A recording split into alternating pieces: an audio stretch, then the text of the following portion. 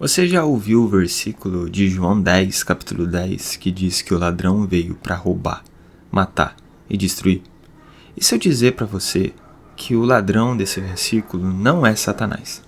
Bom, é sobre isso que eu quero falar com você hoje. Quero pedir desculpa por estar um pouco ausente, motivo de trabalho, né? Tenho trabalho, o estudo de teologia e acabou que nesse final de ano ficou tudo meio corrido e eu acabei falhando com vocês em trazer mais vídeos, que era o que eu gostaria, né? Na verdade, o que eu gostaria era viver gravando vídeo, estudando teologia, é meu sonho, mas a gente tem as nossas responsabilidades e por causa do trabalho eu não pude trazer mais vídeos para vocês. Quero pedir desculpa, espero que no ano de 2026 eu traga mais vídeos e que vocês possam continuar me ajudando, curtindo, compartilhando o vídeo, deixando o seu like. Você que é novo, se inscrevendo no canal, porque assim você me ajuda. Se você quer me ajudar a poder viver de conteúdo teológico, a poder gastar o meu tempo apenas para estudar e compartilhar aquilo que Deus, através da sua palavra, fala comigo, você pode curtir, compartilhar e se inscrever nesse canal, ativar o sininho para não perder nenhum vídeo. Bom, se você não me conhece, meu nome é Wesley Gobato, sou estudante de teologia e fiz esse canal para fazer aquilo que eu mais gosto, que é falar da palavra de Deus. Espero que você possa me ajudar, como eu disse, fazendo essas coisas, que é curtir, compartilhar e se inscrever no canal. E desde já, eu te agradeço. Irmão, Deus nunca vai deixar que você veja, sonhe algo que Ele não possa dar para você. Não, calma. Então significa que se Deus deixou você ver, deixou você tocar, deixou você sentir, deixou você abraçar, deixou você experimentar, é porque Ele tem o poder de dar nas tuas mãos muito além daquilo que você pode pensar ou imaginar. Deus não é um Deus irresponsável, Ele não coloca sonhos que Ele não tenha condição de patrocinar na sua vida. Então se prepare, meu lindo, para tudo aquilo que Deus colocar na frente dos teus olhos e ser da vontade dEle para você. No nome de Jesus você vai viver. Precisamos nomear milagres. O que precisamos fazer, gente? Pastor, o que significa nomear os meus milagres? Você precisa pegar algo que ainda é sem forma e vazio e declarar como que ele vai se tornar. Eu vou dar um exemplo. 2024. Qual é o nome desse ano? Se alguém me perguntar, André, dá um nome para 2024. 2024 tem o mesmo nome que eu dei para todos os anos anteriores. É o melhor ano da minha vida. Segundo, eu não creio no Deus que é fogo consumidor. Fogo consumidor.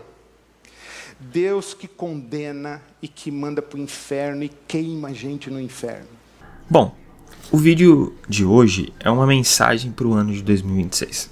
A gente viveu um ano no mundo evangélico, principalmente, mas podemos dizer no mundo cristão, um pouco barulhento. Muitos escândalos, muita evidências de falsos mestres, de falsos líderes, de falsos profetas. Foi um ano onde realmente muitos criadores de conteúdo, muitos teólogos tiveram que colocar a tua cara a tapa para combater essas falsas mensagens, esse falso evangelho propagado por esses falsos mestres. Eu tenho aqui muitos vídeos aqui nesse canal que também quis fazer o meu papel, quis conversar com vocês um pouco sobre essas pessoas que estavam trazendo uma falsa mensagem que não compactua com o verdadeiro evangelho de Cristo. E eu quero começar com esse texto de João 10 por um motivo específico. João 10:10, quando fala que o ladrão vem apenas para furtar, matar e destruir, e eu vim para que tenham vida e tenham vida plenamente, aqui Jesus falando sobre o ladrão, muitas igrejas, muitos pastores, muitos líderes vão usar esse versículo para dizer que o inimigo veio para roubar, matar e destruir. Eu não estou dizendo que o inimigo não veio e não faz essas coisas. Claramente ele faz, mas aqui o versículo não está retratando sobre isso. E toda vez que as pessoas usam esse versículo, eles perdem a essência daquilo que Cristo está falando para atrelar Satanás, mas na verdade Jesus está fazendo outro alerta. Vamos analisar a partir do versículo 1, que diz o seguinte: eu lhes asseguro que aquele que não entra no aprisco das ovelhas pela porta, mas sobe por outro lugar, é ladrão e assaltante. Aquele que entra pela porta é o pastor das ovelhas. O porteiro abre-lhe a porta e as ovelhas ouvem a sua voz. Ele chama as suas ovelhas pelo nome e as leva para fora. Depois de conduzir para fora todas as suas ovelhas, vai adiante delas, e estas o seguem, porque conhecem a sua voz. O pastor aqui é Jesus Cristo. Mas nunca seguirão um estranho, na verdade fugirão dele, porque não reconhecem a voz de estranhos. Verso 6. Jesus usou essa comparação, mas eles não compreenderam o que estava falando. Então Jesus afirmou de novo: digo-lhes a verdade, eu sou a porta das ovelhas. Jesus, ele é o pastor, e ele é a porta, e as ovelhas somos nós. Verso 8. Todos os que vierem antes de mim eram ladrões e assaltantes, mas as ovelhas não os ouviram. Jesus aqui ele está usando, e aqui é o verso 8 que traz todo esse entendimento para nós. Jesus está falando dos falsos messias que vieram antes dele. Antes de Jesus, e até historicamente falando, e eu não vou citar aqui, isso é assunto para outro vídeo, mas na história houveram outras pessoas que disseram ser o Messias esperado pelo povo judeu. Mas esses Messias eram falsos e as pessoas não deram ouvidos. Mas agora, Jesus veio, realmente o Messias, o Filho de Deus, Deus encarnado, está habitando entre nós. E Jesus está falando: olha, os que vieram antes de mim não foram aceitos pelas ovelhas. E ele continua no verso 9: eu sou a porta, quem entra por mim será salvo, entrará e sairá e encontrará pastagem. O ladrão, que são os falsos messias, aqueles que entram pelo aprisco, mas não pela porta que é Cristo, mas sim invadem, Jesus vai falar que é o ladrão que vem apenas para furtar, matar e destruir. E ele fala: eu vim para que tenham vida e a tenham plenamente. Eu sou o bom pastor da sua vida pelas ovelhas. E aí eu paro por aqui. Esse versículo então não está falando do inimigo. Jesus está falando dos falsos messias, daqueles que disseram ser Cristo, mas não eram. Então, Jesus está falando que essas pessoas que não são a porta, essas pessoas que não são o verdadeiro pastor das ovelhas, eles são ladrões. Eles são ladrões que vieram para roubar, matar e destruir. Aplicando para os nossos dias, é claro que existem sim aqueles que se dizem ser Messias, como o Henri Cristo. Mas a gente precisa ir um pouco mais fundo. Porque existem pessoas que não se dizem ser Messias claramente, com todas as palavras, mas elas se comportam como se elas fossem o próprio Cristo. Pessoas que se comportam como se fosse o verdadeiro pastor das ovelhas, como se fossem a verdadeira porta das ovelhas. Jesus deixa bem claro, ele enfatiza algumas vezes: eu sou a porta. E no verso 11 ele diz: eu sou o pastor. Ele é a porta e ele é o pastor das ovelhas. Aqueles que tentam tomar essa posição que é apenas de Cristo no aprisco das ovelhas são falsos mestres, são falsos cristos. O que a gente vem vendo cada vez mais são essas pessoas que se colocam em uma posição de um falso Messias, porque eles querem colocar como regra coisas que levam a humanidade à salvação, colocando obras de homens como se fossem as obras que nos salvassem. Isso são pessoas querendo se colocar na posição de Cristo, se é apenas Cristo que nos trouxe salvação através do seu sacrifício, através da sua obra. Mas essas pessoas, elas querem exigir algo a mais. Olha, se você fazer isso aqui, você não é salvo. E se você deixar de fazer isso aqui, você não é salvo. Totalmente contra aquilo que o Evangelho de Cristo nos diz: nós sabemos que Jesus nos salvou, que Jesus morreu naquela cruz e apenas a salvação vem apenas por Ele. A salvação não é por obras, é pela graça, mediante a fé, para que nenhum homem se vanglorie. A salvação é apenas em Cristo. Mas existem também aqueles que querem roubar as ovelhas, que querem formar uma seita, prender a ovelha nos seus apriscos, para que essas ovelhas não sigam um bom pastor, mas sigam eles. Assim vai vir muitos falsos mestres e muitos falsos líderes dizendo que você precisa seguir eles cegamente, sem questionar eles, sem bater de frente com tais doutrinas, sem bater de frente com tais pregações que não aparentam ser bíblica, que não aparentam ser o Evangelho de Cristo. Essas pessoas são o ladrão de João 10, versículo 10. Aqueles ladrão que querem roubar as ovelhas de Cristo. E eles vieram apenas para matar, roubar e destruir. É sobre isso que Cristo está falando aqui. Claramente, Cristo está falando sobre os Messias que vieram antes dele. Mas claramente, existe aqueles que vieram após Cristo, querendo roubar as ovelhas do aprisco, querendo se colocar como a porta desse aprisco ou como o pastor dessas ovelhas. Claro, existem pastores que cuidam das ovelhas de Cristo, mas o sumo pastor é Cristo.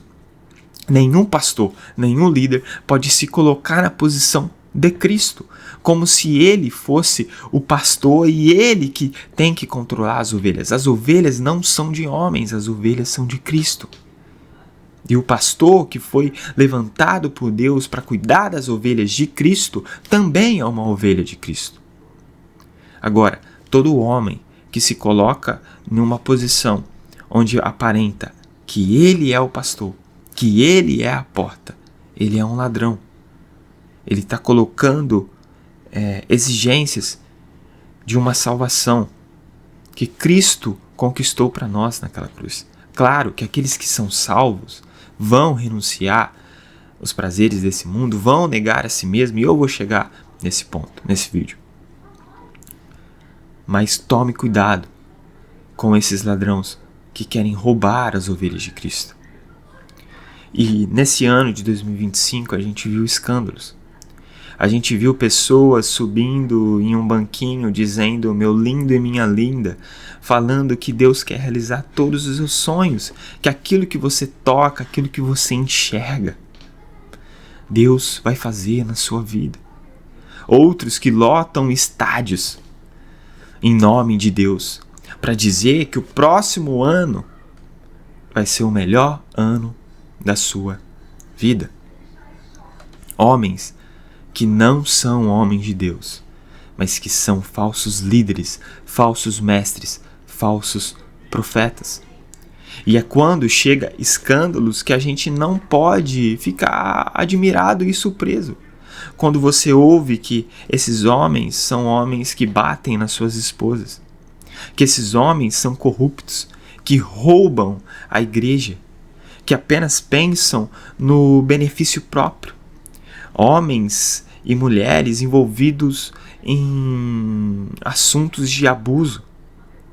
Não fique surpreso, porque Jesus alertou que existe o ladrão que veio para roubar, matar e destruir, e ele não está falando de Satanás, ele está falando dos agentes de Satanás, aqueles que se dizem ser homem de Deus, mas não são, que dizem ser mestres, mas não são, são falsos mestres, falsos líderes que pregam um falso Cristo, que pregam um falso evangelho. E Jesus também alertou sobre os lobos em pele de cordeiro, e Paulo alertou para Timóteo. Em 2 Timóteo, capítulo 4, a partir do versículo 1, ele diz: na presença de Deus e de Cristo Jesus, que há de julgar os vivos e os mortos por sua manifestação e por seu reino, eu exorto solenemente, pregue a palavra, esteja preparado a tempo e fora de tempo, repreenda, corrija, exorte com toda a paciência e doutrina, pois virá o tempo em que não suportarão a sã doutrina, pelo contrário, sentindo coceira nos ouvidos, seguindo os seus próprios desejos, juntarão mestres para si mesmos. Porque esses falsos mestres ainda continuam em evidência, porque existem aqueles que estão seguindo, porque não suportam mais a sã doutrina, estão com coceira nos ouvidos e querem viver através dos seus próprios desejos. Por isso que procuram esses mestres que falam apenas palavras de massagem, que massageia o ego, que é motivacional, que diz que Deus vai realizar todos os seus sonhos. Mensagens que vão totalmente contra a mensagem do Evangelho. O Evangelho é sobre confronto, o Evangelho é sobre transformação, o Evangelho é sobre negar a si mesmo e tomar a sua cruz, negar os seus desejos carnais, negar os desejos e os prazeres desse mundo. O Evangelho é sobre transformação. O Evangelho significa poder de Deus para a salvação do homem.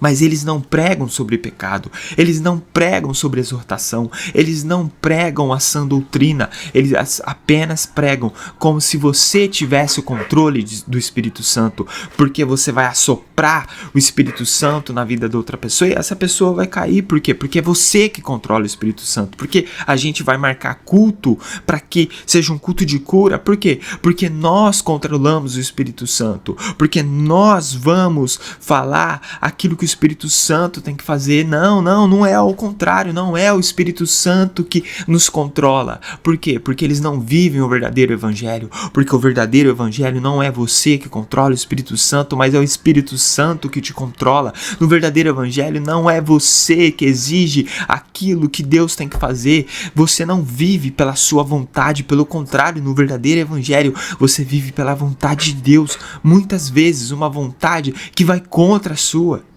Esse é o cristianismo.